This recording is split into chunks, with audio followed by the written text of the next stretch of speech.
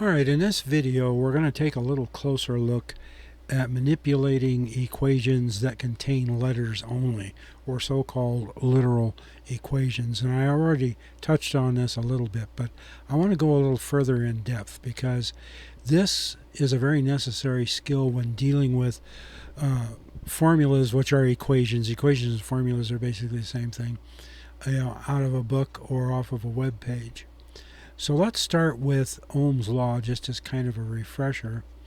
We know that voltage is equal to the current times the resistor. So we have three letters that stand for three different values. Now, this equation, by just the order that I remember it in, voltage is equal to current times resistance, I can derive an equation that solves for each one of these variables. This is solved for V.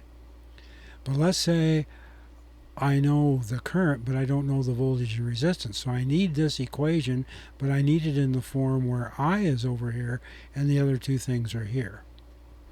Now, in solving any equation, whether it's all letters like this one or whether it has a combination of letters and numbers, the principles and functions and processes are all the same. When you're solving any kind of an equation, the first thing to do is to put the focus on the variable that you're interested in. In this case, it's I. What is being done to the I? Because remember, I want to get down to where it says I equals something. Well, R is multiplying it. How do I undo the multiplication? You do the opposite operation, which is division. But remember the golden rule of algebra. Whatever I do to one side, I must do to the other. You're not allowed to change the fundamental balance of the formula or the equation. So whatever you do to one side, you have to do to the other. And of course, that's really the magic that makes algebra work in manipulating these things. Because remember, this is a real mechanical process. We're moving letters around by multiplying and dividing and other math operations. Okay, I want I by itself. I'm going to divide by R. And of course I have to divide by R over here. And it turns out that R over R, anytime the numerator and the denominator are the same, I get 1. So those just cancel to 1, and 1 times I is I, so it doesn't matter. So now I have I equals V over R. So we started with the original equation. We had I times R. We've now solved this one for I, so we'll put I over here, and it's equal to the voltage divided by the resistance. Okay, but I need one more.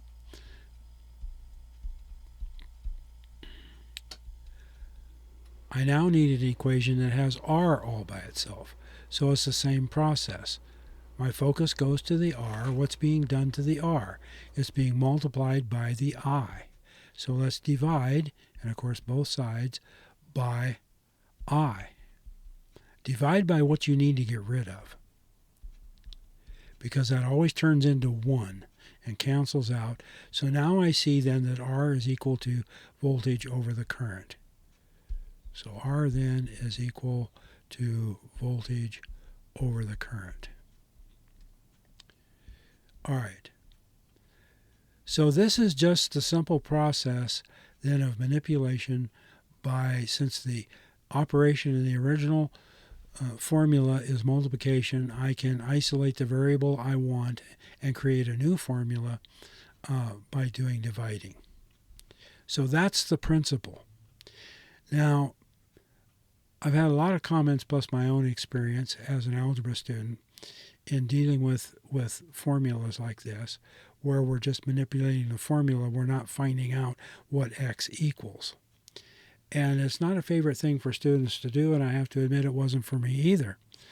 But then I discovered, after doing a page of problems out of my algebra book when I was in class, that all of a sudden my actual algebra skills of manipulating an equation when I was trying to find out what x equals were better. It helps sharpen your algebra. Remember, algebra is just a set of rules, basically just doing the opposite math operation to the variable that's being done to it to undo it until you're left with the variable you want on one side of the equation and what all that equals on the other. All right, let's do a little more aggressive. Let's say I have 2x. This is not so much a formula that you would recognize. 2x plus 1 equals 7. Well, we don't need numbers in here. I'm sorry. I got off on a tangent there. Forgot where I was going. Because we're dealing with all letters here, literal equations. Okay. Here's one. The perimeter of a rectangle is equal to 2 times the length plus 2 times the width. Now this one does have some numbers in it, but those have to do with how to find the perimeter. Okay, let's say, for example, I want to make a formula. I know the perimeter, I know the length. What I don't know is the width. So I want to solve this equation for W. So it's not solved for W, it's solved for P. So I look at this and I still ask the same questions. What's being done to the W? Well, it's being multiplied by 2, but more than that, 2L is being added to it. So we kind of do this in the reverse order of operations. Get rid of any adding or subtracting first, because that's the easiest thing to do. So let's subtract 2L, but remember, we must do it to both sides. So we get P minus 2L on the left side, and we're left with a positive 2W on the right side. Okay, again, I go back to my variable. What's being done to it? It's being multiplied by 2. All right, let's get rid of that 2 by dividing by 2, but I have to do both sides and divide the whole left side, not just part of it. So 2 goes here, and we're dividing by 2 here. This goes to 1. The 1 doesn't count. So we get W then, and I'll write it this way, is equal to P minus 2L over 2. So now I've taken the formula that I was given, and I have solved it for a different variable because I know everything but the W. And we could do the identical thing in doing for L, but it would come out the same thing, same process. Okay, this might take us over the 10 minutes, but let's do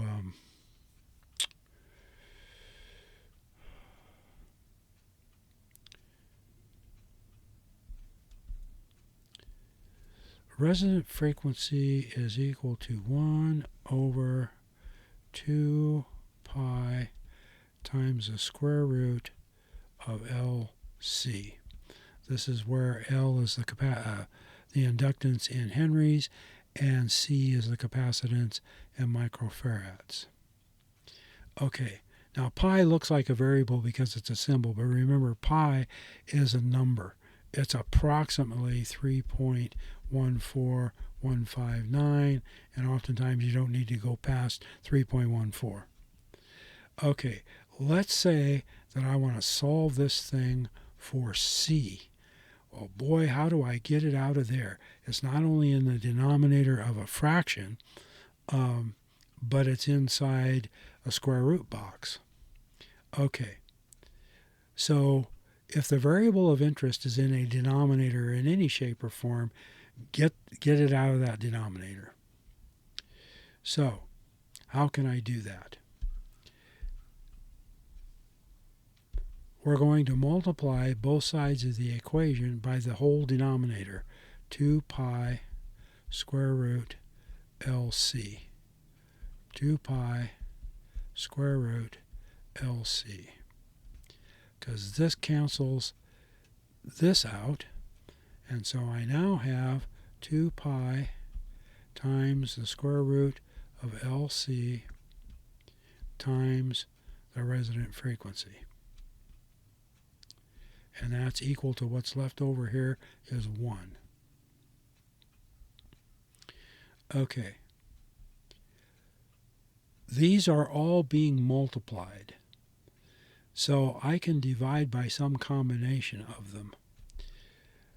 I need to get the square root of LC by itself so that I can break out that C. So I'm going to divide by everything that's not a square root of LC. So 2 pi and the frequency. And of course I have to do it over here. So I get 2 pi times a resonant frequency. So this and this cancel each other out. So now this is equal, let's not do it on that side. We'll stay on this one side. Okay, we're a little bit over time, but let's finish this up. So we now have then, come on, the square root of LC is equal to 1 over 2 pi resonant frequency. Now, since this is being square rooted, what's the opposite of a square root? That's doing the square. For example, the square root of x squared is just x because the squaring and the square root cancel each other. So let's put parentheses around everybody and square it. So now L times C is equal to 1 over 2 pi, the resonant frequency, and this quantity is squared.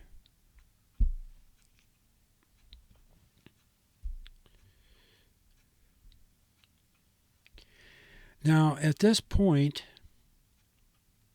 well, let's just finish up. The only thing left, remember, C is my variable of interest. The only thing being done to it now is it's being multiplied by this L. So if I divide both sides by L, that gets rid of it. So C then is equal to this stuff in the numerator here, 1 over 2 pi FR being squared, and this is all over L. Now this you could plug into, of course, why would you solve for C in the first place? Because you knew what the resonant frequency was, you knew what the inductor was, the other are just numbers to plug in. You needed to find out what the capacitance was that would make that circuit resonant. Okay, you could, for the sake of neatness, I suppose, you could simplify this by doing the squaring. So if I take 1 over 2 pi, I'm doing it separately here, and the resonant frequency, which is just some number, this is being squared. It's the same as this being squared and this being squared. 1 squared is still 1. 2 squared is 4. Pi squared, I would just leave it as pi squared. And your frequency squared. So that's what C is equal to. You could square pi. Pi times pi is going to be 9 something. You could do that out. But the idea is to get a new formula, and that's it. Okay? So solving that equation for C, we get 1 over 2 pi resonant frequency. This is squared, and whatever that is, it's all over L. So you would take care of the numerator first, punch your numbers in there, then put your value in for L and do the calculation, and that will tell you what the C is. So there's a long-winded one of digging one out that was really buried in there in the first place. So when you get to where you can do that pretty good, you can really congratulate yourself in being the master of manipulating algebraic quantities using the tools of algebra. All right, practice.